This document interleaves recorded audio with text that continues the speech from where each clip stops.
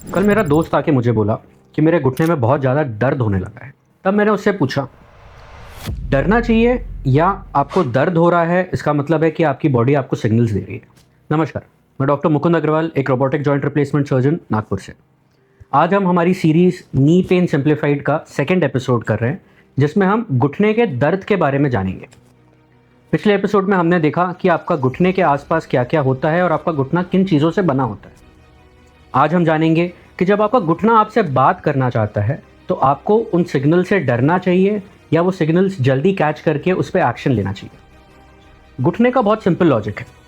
अगर घुटने की हड्डियाँ, लिगामेंट्स, मांसपेशियाँ, कार्टिलेज कुछ भी डैमेज होना स्टार्ट होता है तो वो एक ही सिग्नल देता है। सबसे पहले वो सिग्नल होता है पेन या दर्द। इसीलिए डर के आगे जीत है।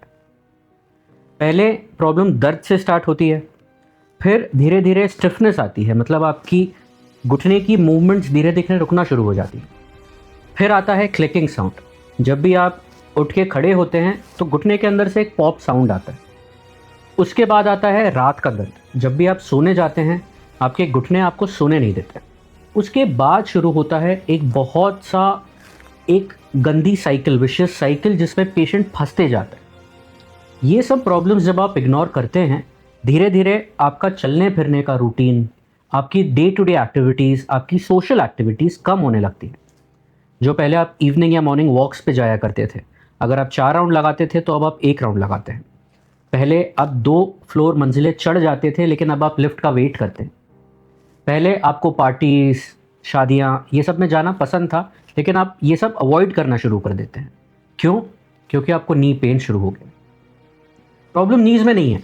प्रॉब्लम इसीलिए है कि आप अपनी प्रॉब्लम को अवॉइड कर रहे हैं और उसको कन्फ्रंट करना नहीं चाहते। इसीलिए आपका वेट बढ़ना शुरू होता है। आपका वेट बढ़ता है, वापस से आपका नी पेन बढ़ता है। नी पेन बढ़ता है, आप चलने नहीं जाते, आप एक्सरसाइज नहीं करते, वो चीज़ बढ़ती है, आपका वेट और बढ़ता है। इस साइकिल को हम विशियस साइकिल बोलते हैं, जिसमें एक पेशेंट फंसता चले जाता है। इसीलिए इन साइकिल को रोकना सबसे ज़रूरी है। आप कैसे रोकेंगे? अपने सिम्टम्स को पकड़ के।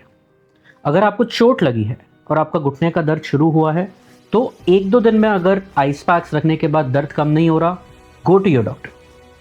अगर आपकी एज 50-55 से ज़्यादा है और हर टाइम चलने में, सीढ़ियाँ चढ़ने में, उठ के बैठने में आपके घुटने दर्द देना शुरू हो गए हैं, जो बेसिक होम रेमेडीज से ठीक नहीं हो रहे हैं, गो टू अ डॉक्टर। अगर आपको लग रहा है कि आपके घुटनों में टेढ़ापन आ रहा है, जिसे हम बो लेग्स बोलते हैं, गो टू योर डॉक्टर।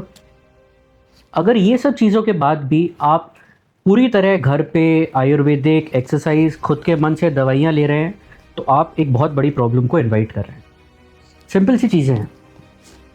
सबसे पहले दर्द होगा, दर्द के बाद स्टिफनेस होगा, स्टिफनेस के बाद क्लिकिंग होगा, क्लिकिंग के बाद नाइट पेन होगा, नाइट पेन के बाद पेन एट रेस्ट, मतलब बैठे बैठे भी दर्द होगा।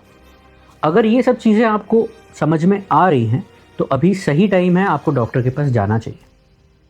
कई तरीक़ों के नी पेन हो सकते हैं। स्पोर्ट्स इंजरीज़ में, एक्सीडेंट्स में, बैठे बैठे नी में स्वेलिंग आ जाती है कई बार। उसे हम अलग अलग कारणों से समझेंगे। अगले एपिसोड में हम बात करेंगे कि नी आर्थराइटिस या घुटने का घिसना क्या होता है, जो डॉक्टर्स या आपकी भाषा में आप बोलते हैं कि एक्सरे में गैप ख़त्म हो गया, वो क्या होता है।